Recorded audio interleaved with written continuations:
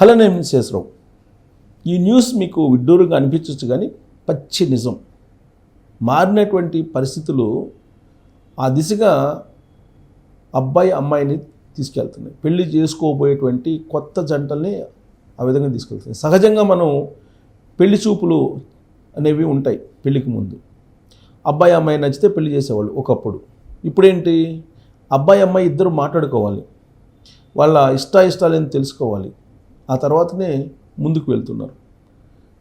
ఇప్పుడు ఇంకొక ట్రెండ్ వచ్చింది.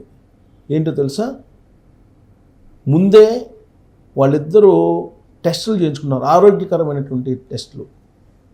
ఆ టెస్టులు చేయించుకున్న తర్వాత ప్రధానంగా వీర్య కౌంట్ ఎంత ఉంది, పిల్లలు పుట్టేటువంటి అవకాశం ఉందా లేదా, లేడీస్లో సమస్యలు ఉన్నాయి, పురుషుల్లో సమస్యలు ఉన్నాయి.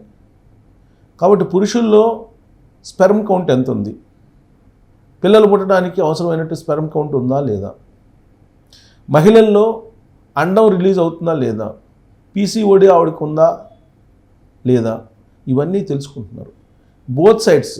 ఇది పేరెంట్స్కి తెలియకుండా పెళ్లి చేసుకోవడానికి సిద్ధపడుతున్నటువంటి అబ్బాయి అమ్మాయి ఇద్దరు కలిసి నేరుగా ల్యాబ్కి వెళ్ళి టెస్టులు చేయించుకుంటున్నారు.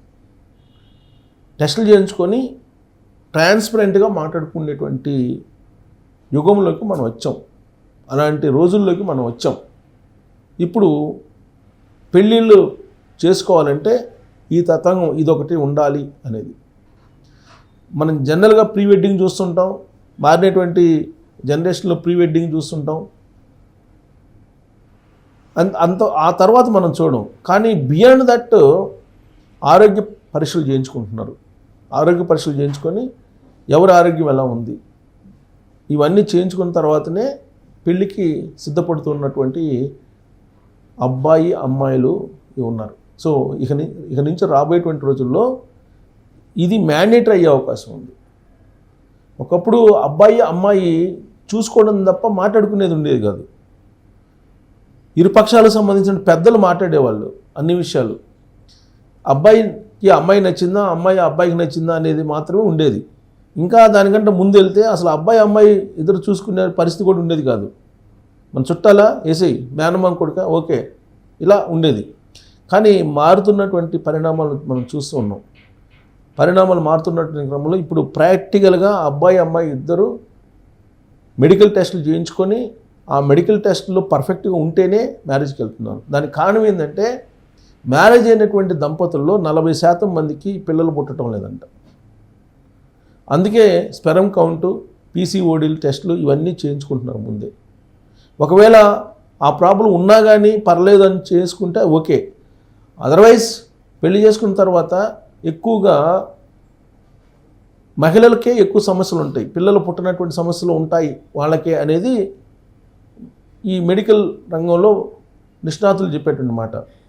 అయితే ఇప్పుడు పురుషుల్లో కూడా సమస్యలు వస్తున్నాయి. వాళ్ళ స్పెర్మ్ కౌంట్ తగ్గిపోతుంది రకరకాల కారణంగా, స్ట్రెస్ కారణంగా, తర్వాత డ్రెస్సింగ్ కారణంగా, రకరకాల కారణం, ఫుడ్డు అడల్ట్రేషను, వాటర్ అడల్ట్రేషను, పొల్యూషను, వీటన్నిటి కారణంగా శుక్రకణాలు బలహీనపడిపోతున్నాయి. అంటే స్పెర్మ్ కౌంట్ తగ్గడం అంటే శుక్రకణాల సంఖ్య తగ్గిపోతుంది.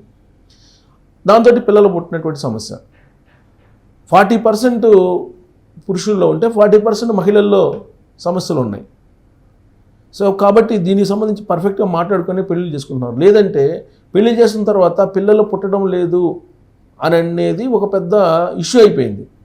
5 years తర్వాత వాళ్ళకి టెన్షన్ పెరిగిపోతుంది. 5 years దాకా పుడతారని చెప్పి వెయిట్ చేస్తుంటారు. 5 years తర్వాత ఇక హాస్పిటల్ చుట్టూ తిరుగుతుంటారు, ఫర్టిలిటీ హాస్పిటల్ చుట్టూ తిరుగుతుంటారు, కొన్ని లక్షల రూపాయలు ఖర్చు పెడుతూ ఉంటారు.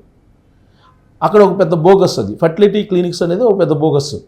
అక్కడ ఈ మధ్యనే రైడ్ చేసినప్పుడు పోలీసులు ఎవరెవరియో ఎంబ్రియోస్, ఎవరెవరియో శుక్రకణాలను రెండు తీసి దాన్ని పునరుత్పత్తి చేసి పెట్టినటువంటి సందర్భాలు మనం చూసాం. DNA టెస్టులు చేస్తే వీళ్ళకి పుట్టారా లేదనేది డౌట్. మళ్ళీ ఉగాండాలో ఇదే సమస్య వచ్చింది. ఇప్పుడు ఉగాండాలో పెద్ద ఎత్తున ఉద్యమం చేస్తున్నారు. ఉగాండాలో 190 మందికి వాళ్ళకు పుట్టినటువంటి పిల్లలు కాదంట, DNA టెస్టులు చేసుకుంటే.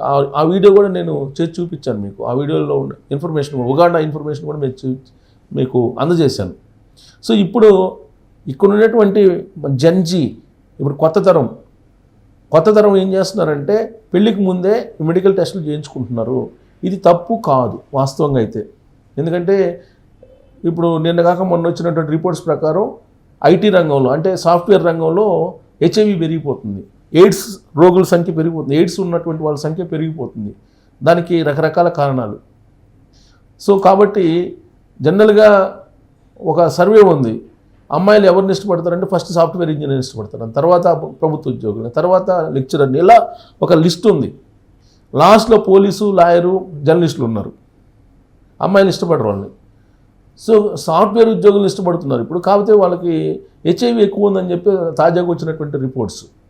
అందుకే మెడికల్ టెస్టులు చేయించుకున్న తర్వాతనే ఇప్పుడు పిల్లలకి డిసైడ్ అవుతున్నారు అనేది ఒక రిపోర్ట్ ఇప్పుడు సంచలనంగా మారింది. ఆ రిపోర్ట్ నేను చదివి వినిపిస్తాను. ఇప్పుడు అన్ని సోషల్ మీడియాలో వైరల్ అవుతుంది ఈ న్యూస్.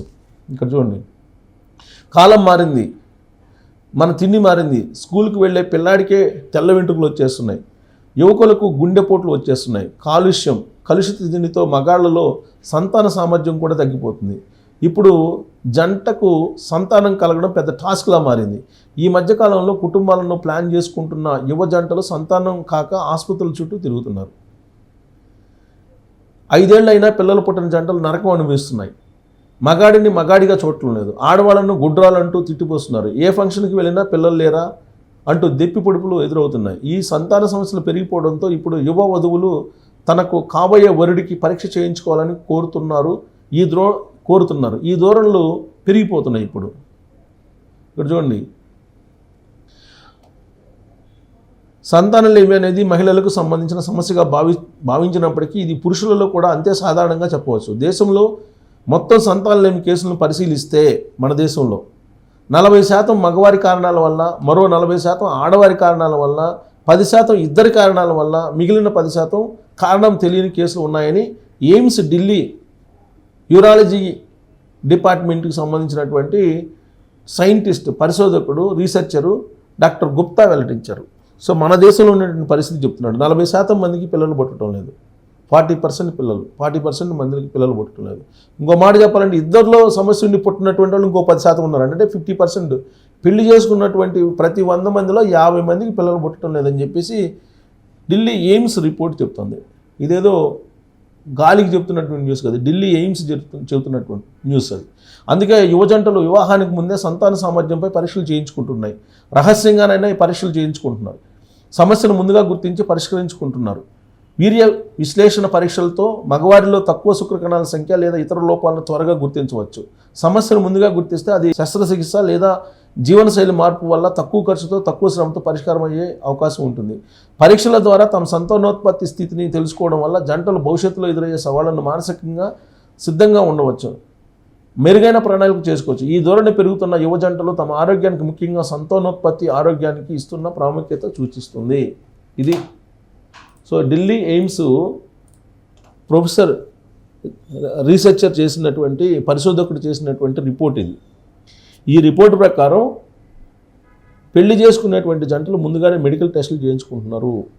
పునరుత్పత్తికి పనికొస్తామా లేదా, ఫర్టిలిటీ సామర్థ్యం ఉందా లేదా అనేది అటు పురుషులు ఇటు మహిళలు చేయించుకుంటున్నారు. ఇది పేరెంట్స్కి తెలియకుండా కొత్తగా పెళ్ళేటువంటి జంటలు చేయించుకుంటున్నారంట ఈ టెస్టులు. ఎందుకంటే ఇప్పుడున్నటువంటి పేరెంట్స్ ఆ టెస్టులు చేయించుకోవడానికి ఒప్పుకోకపోవచ్చు. అంత బ్రాడ్గా ఆలోచించేటువంటి పేరెంట్స్ పాత జనరేషన్ కదా. కాబట్టి ఇప్పుడు కొత్త జనరేషన్ జన్జీ మ్యారేజెస్, ఇవన్నీ ఈ జన్జీ మ్యారేజెస్కి తల్లిదండ్రులు చెప్పేటువంటి మాటలు వినేటువంటి వాళ్ళు చాలా తక్కువ మంది ఉంటారు. ఒకవేళ విన్నా కానీ విన్నట్టు ఉంటారు, కానీ పూర్తిగా వినరు. విన్నట్టు నటించే వాళ్ళు ఎక్కువ ఉంటారు, పూర్తిగా వినేటువంటి వాళ్ళు చాలా తక్కువ మంది ఉంటారు. తల్లిదండ్రులని, వాళ్ళు చెప్పేటువంటి మాటల్ని వినేటువంటి వాళ్ళు ఇవాళ ఏళ్ల మీద లెక్క పెట్టచ్చు.